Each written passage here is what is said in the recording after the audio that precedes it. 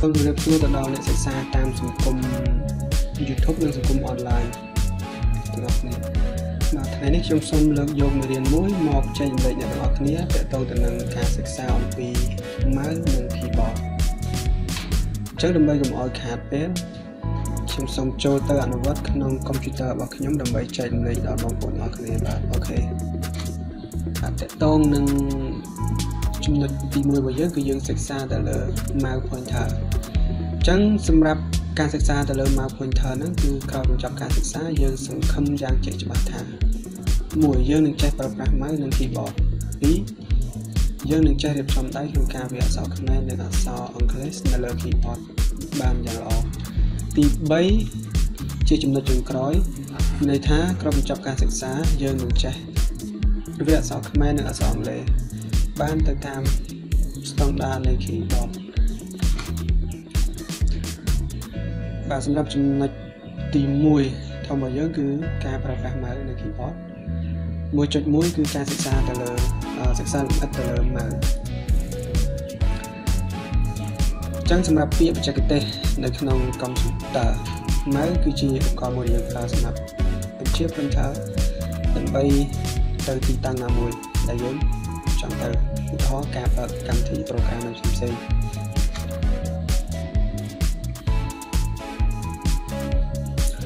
ចឹងតកតងនឹងផ្នែកសំខាន់របស់ mouse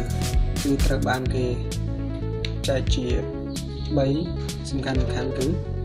ទី1 mouse ស្ដាំ mouse ស្ដាំមានតួនាទីសម្រាប់បើកកម្មវិធីផ្សេងទៅតាមអ្វីដែលយើងចង់បើកបាទចំណុចទី2គឺតកតងទៅនឹង mouse ឆ្វេង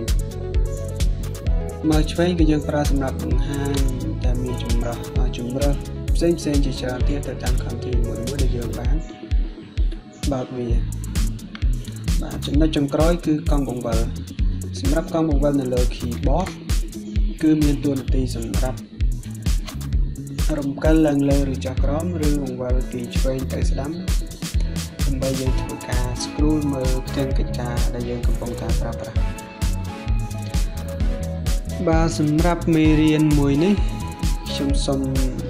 slash ទៅត្រឹមនេះសិនហើយក៏បញ្ចប់ទៅត្រឹមនេះសិនបាទសម្រាប់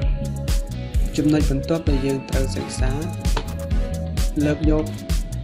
ចំណុចមួយដែលទៅទៅនឹងការដែលសិក្សាអំពី keyboard ថាតើ keyboard គឺជាអ្វី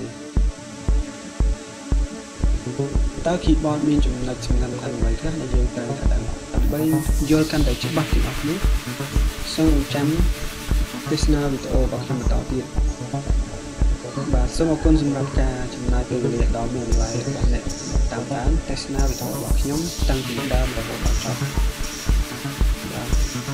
សូមអរគុណសម្រាប់ការចុច subscribe បាទ channel របស់ខ្ញុំបើសិនជាអ្នកគិតថាវីដេអូនេះមានប្រ